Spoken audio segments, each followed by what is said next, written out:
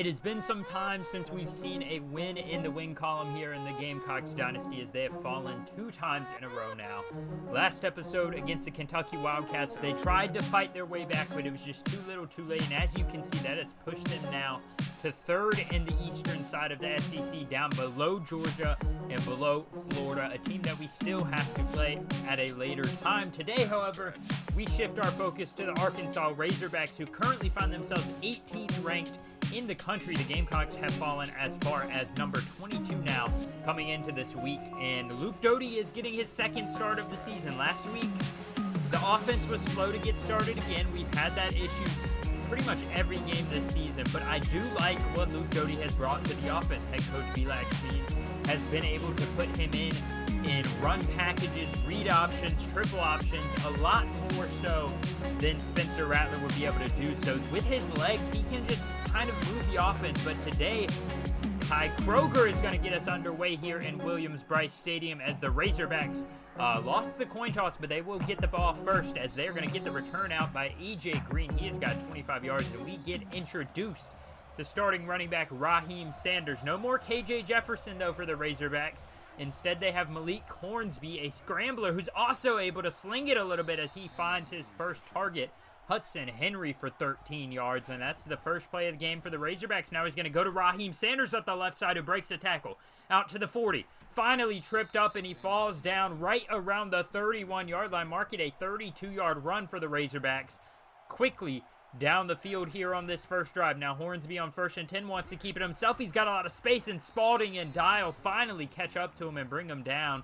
And just like that, the Razorbacks are in prime scoring position. 2nd and 7. Raheem Sanders is right down the left side. He's going to get brought down by a committee of tacklers, but he's still got another first down. Now 2nd and goal. Sanders cuts it back inside, and he's got a touchdown. 5 yards out for the Razorbacks. And another quick strike against this Gamecocks defense. They have struggled early in games. They usually kind of settle down after the first couple of drives, but the last few weeks they've allowed too much damage, as Luke Doty's first play of the day, he gets lit up on the triple option. Now they find themselves on a 3rd and 12, rolling out of the pocket, and he throws it into coverage. Josh Brown, the linebacker, was lurking.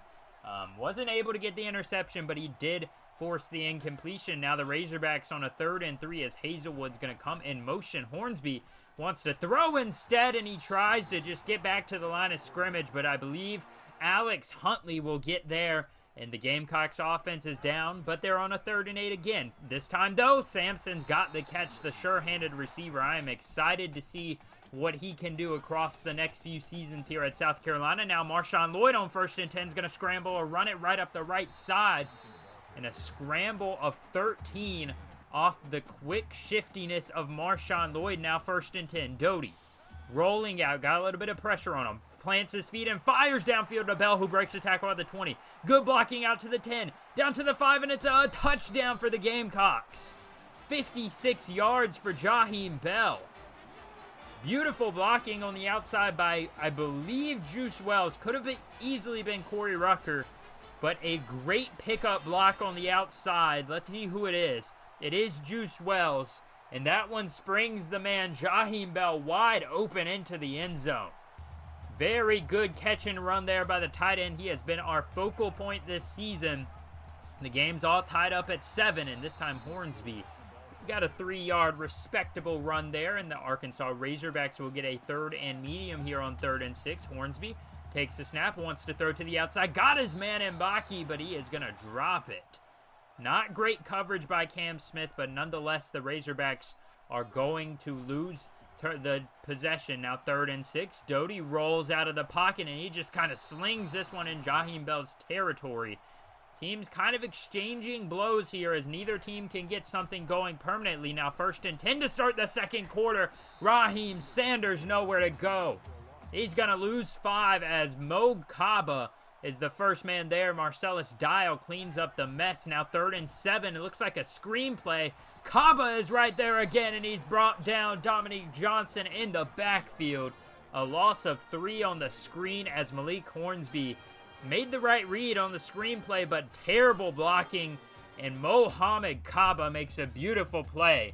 As the Gamecocks get the ball back here, 6:44 remaining, and Juice Wells gets lit up on the first play. They try to screen, and they set him up to just get obliterated. Now 3rd and 12. Doty rolls out, plants his feet, wants to run again. Great block, and he's got the first down and more. 18 yards as Jaheim Bell and Landon Sampson help block the man on the edge. And another good block up there by Corey Rucker and Juice Wells and Marshawn Lloyd. Everyone was working on that one. 2nd and 13 now. Doty to the air. Jaheim Bell has sure-handed catch there right at the first down marker. They're not going to give it to him. Instead, it's a 3rd and inches. Marshawn Lloyd's going to finish the job as he bounces off a couple of linemen. He's got a first down there. Now 3rd and 15 for the Gamecocks on the same drive. It's another Jaheim Bell down the seam as he continues, and I mean continues, to impress. Landon Sampson on the jet sweep, cuts into the open field. Some good blocking there. And the Gamecocks now goal line here. 3rd and goal. Doty to the air. Intercepted by Catalan. Oh my goodness. Doty couldn't look him off. It just kind of seemed like he never saw the linebacker lurking. And Jaheim Bell went to make his cut. Didn't make it quite quick enough. And Luke Doty delivers the first interception of the game. And on a 2nd and 1, Raheem Sanders is picking the offense up off of its heels for the Razorbacks. He's got 21 yards down the middle. 1st and 10 now. Hornsby wants to go to Sanders again. He's got a lot of space, but he gets quickly brought down by Debo Williams. That one was open, and it shut up immediately by that Gamecock linebacker there. Now 2nd and 13. They want to stick to the ground. This time it's Dominique Johnson, and he muscles his way down right around the first down marker. 3rd and inches now. And it's going to be a Hornsby try to pass it into the pressure.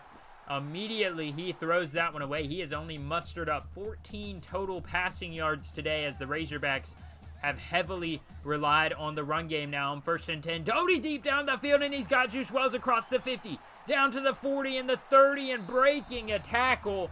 26-yard line is where he will finally be brought down as Juice Wells, he just beat his man off the line. And the Gamecocks cooking up something here on this drive right before halftime as Marshawn Lloyd breaks a tackle, and he's got 17 now. 3rd and 9. Doty wants to throw this time. No one open immediately. Instead, he just has to throw it away. Mitch Jeter will come out here and hopefully make it. He's missed these before, but today he's going to knock this one right through, and we will head into halftime 10-7 as this Arkansas offense opened up very, very hot, but they have not been able to get much going on after that. They have struggled through the air. The run game hasn't been consistent, and the Gamecocks, after what I assumed was going to be another struggle, have found themselves in the driver's seat in this one 10-7, and they get the ball first as Doty starts the half by handing it off to Marshawn Lloyd. He's going to have 8 yards on the run. Now 2nd and 2 on the very next play. Doty under center this time. Don't see that very often. Marshawn Lloyd gets stuffed, though. They are on a 3rd and 3 now. He is trying to get a first down here to start the half. Instead, Doty's going to do the triple option, pitch it to McDowell, and nobody's even close to block. And McDowell goes down a loss of about 4. Now the Razorbacks do face a 3rd and 5, and Hornsby's going to laser one in there to Mbaki.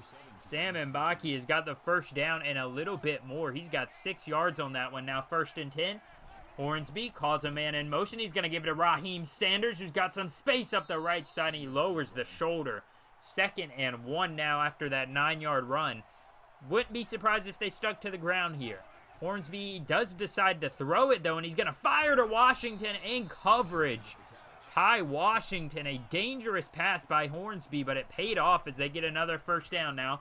1st and 10 again. Hornsby steps up to the right, and this time nowhere to go for the man there. Tonka Hemingway with the sack. Gamecocks defense stepping up now. 3rd and 15 for the Razorbacks. Hornsby to the air. Got his man across the middle. Jaden Wilson on the corner post route. He's got 13 yards and another Razorbacks first down. Now it's going to be a read option to Hornsby. He's got some space to rumble right down the middle, juking in and out of linemen, and he's got another first down for the Razorbacks. Now it's 3rd and 7 for Hornsby and company. Sanders does return to the backfield. He was out for a few plays, and I'm not sure what that one was, but whatever it was incomplete. Hornsby just kind of lofted it in the middle of the field to nobody. And the Razorbacks are going to tie it up here with a field goal. 10-10, everybody is knotted up here on a 3rd and 4. The Gamecocks get the ball back. It's going to be a pass play off the play action, and Doty's going to run it himself. A nice block by Sampson on the outside, and he's got it past the 30 and down about the 29-yard line. That would be a 39-yard run by Luke Doty now, 2nd and 10. Play action, keeps it himself. Doty rolling to the left side, wants to run again, running out of bounds. A nice block there, and he's got another 7 yards, now 3rd and 3. Doty wants to go to Lloyd, who musters up enough for the first down. He was wrapped up rather quickly, but instead of going down, he just kept churning those legs, and a face mask on Juju will get us down to the goal line. Now 1st and goal. Doty, Juju McDowell, great blocking into the end zone. Touchdown. 4 yards out as the backup running back Juju gets his time to shine. Last year, he was overshadowed by Christian Beal-Smith. This year is his time as that backup running back, and now a 3rd and 10 to end the 3rd. Raheem Sanders just goes down very quickly, and the Razorbacks offense is struggling here in this second half as Luke Doty is going to make another nice read, and he keeps it himself for a nice gain there as he gets the first down and more. Now 1st and 10. Doty wants to do the jet sweep, keeps it himself. About 7 minutes remaining in the 4th, and Doty rumbling right down the middle. He's got another first down as he is showing people just how efficient he is with the mobility he has. Now 1st and 10. Doty wants to throw this time, underthrows it, and it's intercepted again by Clark. This time, though, they cannot return it as Jaheim Bell makes a great play to recover. Had his man beat, but Luke Doty throws it behind Jaheim Bell, and the interception is always going to be the result on that play as Dominique Johnson loses 5 on the next Razorbacks possession. Now 3rd and 13. What a big hole they've gotten themselves into. Hornsby fires to the outside, and Isaiah Sategna, he's got an 8-yard catch, but that is not really anything else going. Now 2nd and 7. Doty fires across the middle. Jaheim Bell makes a man miss as he steps back. That's a 13-yard catch and run for the Gamecocks. They could pretty much end this one if they get a touchdown here. Make it a little better if they get a first down or a field goal. And on 2nd and 10, Luke Doty is doing everything he can to try and do that. Now 3rd and 2. Doty this time won't keep it himself. Instead, he goes to McDowell, who gets stuffed. And they are going to just settle for what looks like a chip shot as Mitch Dieter trying to get his percentages up this game, as that is his 2nd of the day to go down. Gamecocks now lead by 10 with about 3.5 minutes remaining now. Razorbacks have to move quickly. 1st and 10. Hornsby gives it to Dominique Johnson, and he's getting stuffed immediately. Crossed the line, or the goal line, or the line of scrimmage. But after that, he did not have any space to malfunction or move around. 3rd and 12 now for the Razorbacks. Hornsby nowhere to go. Fires deep downfield and overthrew it by about 5 or 6 yards. Cam Smith, pretty good coverage on that one. They're going to go for it here on 4th and 12. Hornsby steps into the pocket, hit as he tries to deliver, and that one is going to fall harmlessly to the ground, and the Gamecocks can feel a victory barely in their grasp as they have struggled at times today, but they look like they have played just hard enough to win this one as a 3rd and 3 here. Looks like they're going to be content to just run it and run the clock down. Arkansas used up all of their timeouts, and now they are going to settle for a field goal. But I would not be surprised if they are going to just let this clock wind down. And it's going to feel good today, folks, as we get to see the Gamecocks get another ranked win, barring any miracles in this final minute and a half as Mitch Dieter fires that one on through, and they go up by 2 possessions or 2 touchdowns now. 13 points, 23-10. And we get to see the Razorbacks kind of in desperation mode, but Hornsby still not much time to throw it. That offensive line has struggled today. Now they face a 3rd and 18, no timeouts left. Hornsby runs it with Dominique Johnson. That's not going to do it for you, folks. I hate to break it to you. And the clock continues to click down. Now 45 seconds and counting. Hornsby on a 4th and 16 He is just going to go across the middle underneath, and that is it, folks. Back in Williams-Brice and back in the win column, the South Carolina Gamecocks take down the 18th ranked Razorbacks, as you will see them finalize this one. 23-10 is your final, and the defense stepped up big time today against this electric running offense. It feels pretty doggone good to be back in that win column. 3-3 now, and we also jump up to number 15 in the top 25, as you can see up there. It's going to be a long road ahead of us. We're only 6 games in, so right at halfway, and we have very much not met expectations, but if we win out, maybe we have a chance at the SEC championship still. From now on, though, we're just going to have to see what happens and hope for some other teams to lose. As you can see, we dominated this one pretty handily, over 100 more yards than them. We had more turnovers, obviously. We dominated the passing yards. Arkansas only threw for 56 yards. They were 23% on third downs. We were 50%. They didn't make either of their fourth down conversions. And that's just a recipe for success. If you're able to win the conversion battle, you're able to lose the turnover battle, but not make it cost you so much. I believe we held them to a field goal for one and a punt for the other one. So, I mean, that's a really big get for us. Time of possession was fairly even for both teams. Luke Doty had another good game, I guess. I mean, eight completions, 20 attempts, 166 passing yards total, 1 touchdown. The first interception was very bad. He didn't even see the guy. The second interception, just a bad pass. I mean, Jaheim Bell was open, but the pass was off mark. And that's what got him at that second interception. Marshawn Lloyd had 16 carries for 70 yards, and Doty, I mean, what else can you say about his running ability? 12 attempts for 100 yards. I mean, you could argue if we had put him in sooner in that Kentucky game, we might have won that game. And this season, maybe even the Texas A&M game, this season would be completely different if we had put him in maybe a few drives earlier. Unfortunately, we didn't, so you can't really blame or say much else. Obviously, we didn't throw the ball a whole lot, so Jaheim Bell led the team with 4 catches for 100 yards and a touchdown. Juice Wells had 3 for 57, and Landon Sampson had 1 reception for 9 yards. Not a lot of volume there because we only completed 8 passes out of, 20 attempts, wasn't it? So it wasn't the most efficient game, obviously. So kicking-wise, Mitch Dieter finally broke through, 3 for 3, 100%. Longest was only 31, but I'm fine with that. And this game really surprised me. I didn't expect to win it this easily. I mean, I know we only won by 13, but we were pretty much in control the entire second half. I felt like Malik Hornsby was overwhelmed at times in the game. I mean, he got sacked 3 times, a good amount by this Gamecocks defense. Raheem Sanders had a good day, but he just wasn't able to keep it going enough. And I forgot to look at the defensive stats. Let me check out the defensive players down there, because they had a very, very good day. David Spalding led the team with 8 tackles. Mo Kaba was next up with 5, but he had 2 tackles for loss. Go ahead and check out the sacks. Alex Huntley had 1. Tonka Hemingway had 2. And that is going to wrap up the defensive stats. So the big thing here is next week, we're taking on a 1-5 Tennessee Volunteers team. But before we get into that, let's check out the recruiting front, because some very bad news and some good news, I guess you could say. We have a bunch of visits this week. We have, I believe, half of our visits are coming in this week, which would be week 8.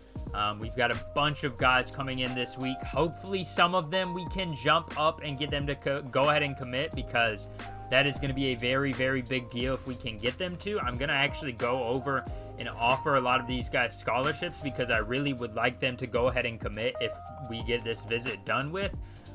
But unfortunately, if they don't, it's going to be tough to beat them out. We have some guys that are not as high on, we're not as high on their boards as I would like to be. Jeff Clark's a guy we've fallen down very far on, and he's out of Greer. I mean, look at this. We have fallen very, very far down his board.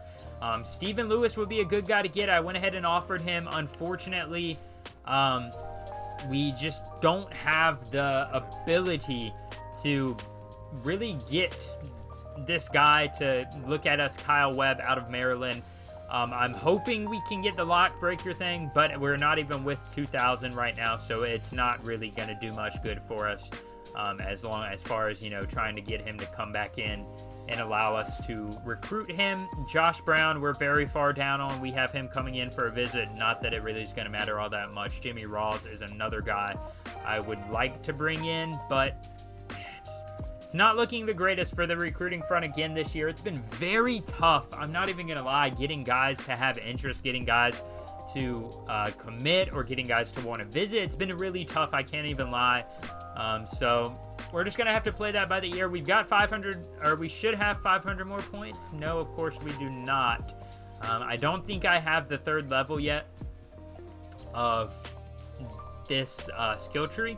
So yeah, we need to get this one more skill tree level to give us 500 more points in the final weeks 8 through 15. But we're fairly close. We're not super close or anything, but hopefully we can get closer to that this next week, because I am kind of nervous, I can't lie, about some of the guys that aren't really that interested in us. But as far as around the world goes, or I guess I should say around the nation goes, top 25, wonder if it looks any different. I haven't really been keeping up with it. Alabama stays at number 1. They were able to take down Kentucky, a team that I'm still mad we lost to. They are now 2-4 on the season. Oklahoma took down Old Dominion 56-3. Look at that. Miami at number 3. Oregon State at number 4. Ohio State falls to number 5 despite not losing.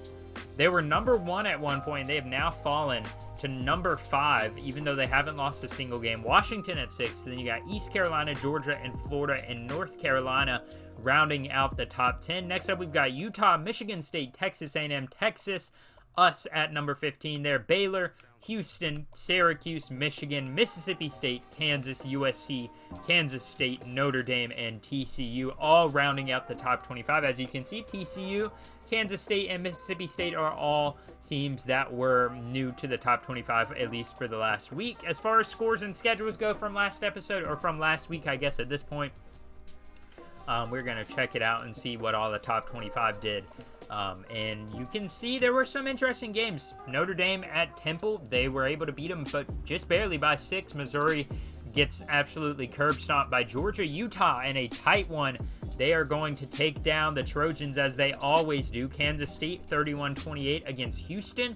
TCU took down Iowa State, a team that's struggling, 30-26. NC State in overtime lost or beat up on Syracuse. They are now unranked, or they are still unranked, but they were able to knock off the Orange and bring them down a few spots in the rankings. Syracuse gets their first loss of the season. Texas beats up on Fresno State. North Carolina beats up on Pittsburgh. Mississippi State dominates Texas A&M. Very surprising outcome because the Aggies up to this point were undefeated. They beat us. We beat Mississippi State. Max Johnson, 3 interceptions. That explains why they lost. East Carolina continues to be undefeated as they take down the Roadrunners 20-17, a lot closer than they would have liked. We saw earlier Alabama dominated on Kentucky, a team that, man, they might not even make a bowl game, and we lost to them. That is a hard pill to swallow there. Michigan barely squeezes by Wisconsin by 3 as they are 5-1 now, but still number 19. Who did they lose to, I wonder? Who did Michigan lose to? I would like to see, but it's not going to show us from here. Florida took down Vanderbilt in an SEC matchup in the Texas shootout between Baylor and Texas Tech. Turned out being more of a Baylor shootout as they took them down by 20. Kansas beat up on West Virginia, who has not won a single game yet. Oklahoma dominates Old Dominion. We saw that earlier. Ohio State beat Virginia Tech. Miami beat Florida State. Washington beat Georgia State by 1, not even a touchdown, by 5 points. The Panthers came to play in that one. Unfortunately, they could not, just barely couldn't beat the Huskies. That would have been probably the upset of the season. And as far as the Heisman watch goes right now, it's probably about the same. So far, you've got Tavion Thomas out of Utah. He is having himself a great season so far. 144 rushing attempts, 900 yards, 10 touchdowns. His longest rush is only 17 yards, but still pretty quality running there for the Utah running back. Next up, we have Jahmyr Gibbs out of Alabama. He is having a good season as well. 96 attempts, 600 yards, 11 touchdowns. He is having a decent year. Tyler Buckner, not a name I expected to see, but he's a 99 overall sophomore out of Notre Dame. So far, he has 170 attempts, 111 completions, a QBR rating of 184, 17 total touchdowns, 2 interceptions. So he is having a nice year through the air. What's he doing rushing-wise, I wonder? 92 attempts and 398 yards and 4 more touchdowns on the ground. Travion Henderson out of Ohio State, a junior, so far has 107 rushing attempts, 679 yards, and 9 touchdowns added to it. Receiving-wise, he's only got 8 catches, but he does have 3 receiving touchdowns, so that is a good one. And also, their rival, Blake Corum, is rounding out the Heisman Trophy finalists with 828 yards and 6 touchdowns on the ground. So that is an interesting race right now. Unfortunately, we don't have anybody in it just yet, and we are at the halfway mark of this series, or of this season. So if you are enjoying it, I do ask that you hit the like button and subscribe, because it helps me out so much, and it also helps you guys get notified and lets you know when I upload this series. And before we round out this episode, next episode, we're taking on the Tennessee Volunteers. They are 1-4 on the season, 0-4 in conference play. They have had a struggle in the SEC. They are 5 touchdowns, 5 interceptions by their starting quarterback. Nothing going for Jalen Hyatt. Only 300 yards and 3 touchdowns. Haven't even looked like a decent team. They beat a ranked Kansas State team in week 1. They lost to Oklahoma. They lost to Texas A&M. They lost to Florida, lost to Auburn, and now lost to Georgia. So not as bad as you would think they would be. They played, basically at one point, 6 ranked teams in a row. 7 if you count us, 8 if you count Alabama in the next week. 8 weeks of the season, and they played 8 ranked teams. Auburn was ranked until last week. So that is a very, very gauntlet of a schedule.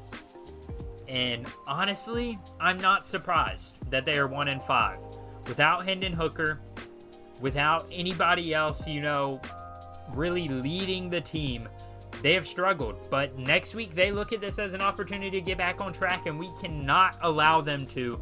So hopefully the Gamecocks come out to play, and I will see you guys as we take on Tennessee next episode.